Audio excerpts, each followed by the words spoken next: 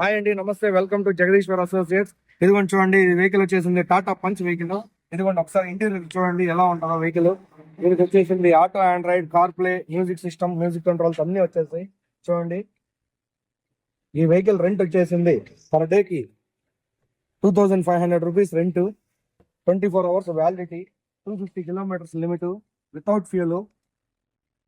మీకు extra hours కావాలంటే use చేసుకోవచ్చు. 24 అవర్స్ తర్వాత పర్ అవర్ కి 250 కిలోమీటర్స్.